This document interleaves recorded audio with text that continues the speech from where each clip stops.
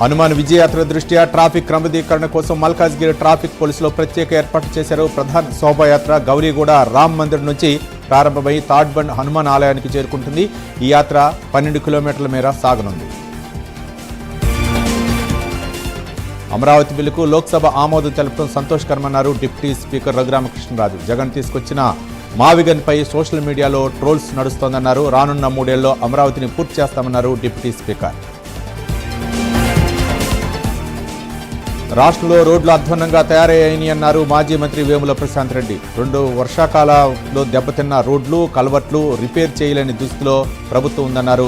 రాష్ట్రంలో రోడ్లను పక్కన పెట్టి జాతీయ రహదారులపైనే R&B మంత్రి అసెంబ్లీలో మాట్లాడటం విడ్డూరంగా ఉందన్నారు.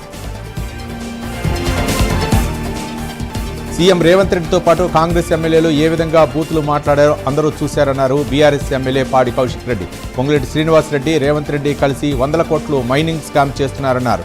హౌస్ కమిటీ వేస్తే రేవంత్ రెడ్డికి ఉన్న సమస్య ఏంటని ప్రశ్నించారు. నేతన్నల జీవితాల్లో కూటమి ప్రభుత్వం వెలుగులు నింపుతోందన్నారు శ్రీకాకుళం ఎమ్మెల్యే గొండు శంకర్. రాష్ట్రంలో చేనేత రంగానికి కొత్త ఊపిరి పోసే దిశగా కూటమి ప్రభుత్వం కీలక నిర్ణయం తీసుకుంది. ఉచిత విద్యుత్ పథకం వారి జీవితాన్ని మార్చేస్తుందన్నారు. టీడీపీకి బీసీలు వెన్నెముకని ఎమ్మెల్సీ ఆలపాటి రాజేంద్ర ప్రసాద్ అన్నారు. బీసీల కోసం సప్లాన్ తీసుకొచ్చింది కూడా చంద్రబాబు ప్రభుత్వమేనని అన్నారు. చేనేతలకు ఇచ్చిన మాటను ప్రభుత్వం నెరవేర్చిందన్నారు. గుంటూరు జిల్లాలో చేనేతలతో కలిసి చంద్రబాబు చిత్రపటానికి పాలాభిషేకం చేశారు. ఓల్డ్ సిటీలో ఎలాంటి ట్రాఫిక్ రూల్స్ అమలు చేయరని గోషామాల ఎమ్మెల్యే రాజాసింగ్ ట్రిపుల్ రైడింగ్ పై నెటిజన్లు సోషల్ మీడియాలో అడుగుతున్నారని, కానీ వాస్తవానికి తెలియాల్సింది పాత బస్తీలో ఎలాంటి నియమాలు ఉండవని ఆరోపించారు.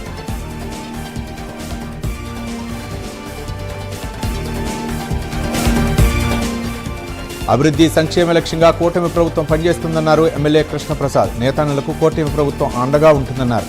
కృష్ణా జిల్లా పెడన మండలం బ్రహ్మపురంలోని చేనేతలకు ఫ్రీ కరెంటు పథకాన్ని ఎమ్మెల్యే ప్రారంభించారు. చేనేత కార్మికుల సంక్షేమం కోసం కూటమి ప్రభుత్వం చిత్తశుద్ధితో కృషి చేస్తోందని ఎమ్మెల్యే తెలిపారు. పల్నాడు జిల్లా ఎస్పీ ఆఫీసులో 10 గంటల పాటు బైఠాయించి విధులకు ఆటంకం కలిగించిన ఎమ్మెల్యే అరవింద్ బాబుపై కేసు పెట్టి అరెస్టు చేయాలన్నారు మాజీ ఎమ్మెల్యే గోపిరెడ్డి శ్రీనివాసరెడ్డి. ఎస్పీ ఆఫీసులో బాత్రూంలో ఎమ్మెల్యే డోక్కోవటం, తలుపు పగలగొట్టి ఐజీ మాట్లాడటం వింతగా ఉందన్నారు. అమరావతి విషయంలో చంద్రబాబు తీసుకున్న నిర్ణయం చరిత్రలో నిలిచిపోతుందని ఎమ్మెల్సీ ఆలపాటి రాజేంద్ర ప్రసాద్ అన్నారు. ఏపీ చరిత్రలో మరో శకం మొదలైందన్నారు. యావత్ తెలుగు జాతి చేసిన పోరాటానికి దక్కిన గొప్ప గౌరవం అని ఆయన అన్నారు.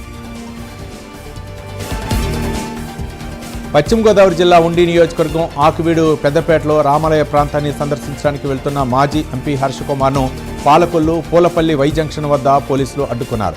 గత 2 రోజులుగా తనని రాజమండ్రిలో హౌస్ అరెస్ట్ చేశారన్నారు హర్షకుమార్. ఉమ్మడి శ్రీకాకుళం జిల్లా రాజాం వైఎస్ఆర్సీపీ నియోజకవర్గ ఇన్ఛార్జి తలే రాజేష్ ఆధ్వర్యంలో ఆత్మీయ సమావేశాన్ని ఏర్పాటు చేశారు. ఈ సందర్భంగా పలు సర్పంచులను జిల్లా పరిషత్ చైర్మన్ మధ్య శ్రీనివాసరావు సన్మానించారు. జగన్పై పోలవరం ఎమ్మెల్యే చెర్రె బాలరాజు మండిపడ్డారు. అమరావతిపై అనవసర విమర్శలు చేయడం సరికాదన్నారు.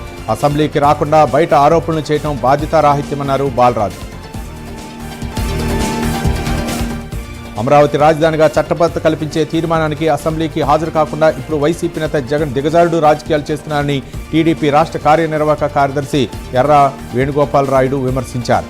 వైసీపీకి రఫా అనటం తప్ప మరేదీ త్యాతకాదని ఆరోపించారు. అడిగినంత లంచం ఇవ్వలేదన్న అక్కసుతో మండపేట మున్సిపల్ అధికారులు తన ఇంటి నిర్మాణాన్ని అన్యాయంగా కూల్చివేశారని తూర్పుగోదావరి జిల్లా రాజమండ్రి మండపేటకు చెందిన ప్రముఖ ఆర్థో సర్జన్ రాము అన్నారు. ఎస్టీ సామాజిక వర్గానికి చెందిన తాను ఏమీ చేయలేనన్న అహంకారంతో వ్యవహరించారని తెలిపారు. చిత్తూరు జిల్లా రామచంద్రాపురం మండలం రాయల చెరువు సమీపంలో శ్రీ శక్తి పీఠంలో ప్రముఖ యాంకర్ సుమా కనకాలకు శ్రీ శక్తి పురస్కారం ప్రదానం చేశారు. శ్రీ శక్తి పీఠం 6వ వార్షికోత్సవ మహోత్సవాల సందర్భంగా పురస్కారాన్ని అందజేశారు. సిద్దిపేట రూరల్ ఇర్కోడు గ్రామంలో కారు బోల్తా పడింది. 4 ప్రయాణికులు స్వల్ప గాయాలతో బయటపడ్డారు. కామారెడ్డి నుంచి వరంగల్ వెళ్తుండగా ఈ ప్రమాదం చోటు చేసుకుంది. రంగారెడ్డి జిల్లా మైరాలదేవురుపల్లి పోలీస్ స్టేషన్ పరిధిలో ఇందిరాగాంధీ సొసైటీ వద్ద మొబైల్ ఫోన్ను స్నాచర్లు రెచ్చిపోయాడు. తన పని ముగించుకొని ఇంటికి వెళ్తున్న శుభం అనే యువకుడిపై దాడి చేసి ఫోన్ ఎత్తుకెళ్లేందుకు ప్రయత్నించాడు యువకుడు అడ్డుకోవడంతో కత్తితో దాడి చేసి అక్కడి నుంచి పరారయ్యారు. మైనర్లు బైక్ నడిపి ప్రమాదాలకు గురైతే వారి తల్లిదండ్రులు కూడా శిక్షకు అర్హులవుతారని అనంతపురం డీఎస్పీ శ్రీనివాసరావు చెప్పారు. అనంతపురంలోని మైనర్లకు వారి తల్లిదండ్రులకు పోలీస్ పెరేడ్ మైదానంలో అవగాహన కార్యక్రమాన్ని ఏర్పాటు చేసి మాట్లాడారు. కాంగ్రెస్ అధికారంలో ఉన్న సమయంలో కోర్టు వ్యవహారంలో ఎప్పుడూ జోక్యం చేసుకోలేదని ఆ పార్టీ సీనియర్ నేత చింతామోహన్ అన్నారు. ఇప్పుడు అన్నింటా రాజకీయ జోక్యం ఎక్కువైందన్నారు.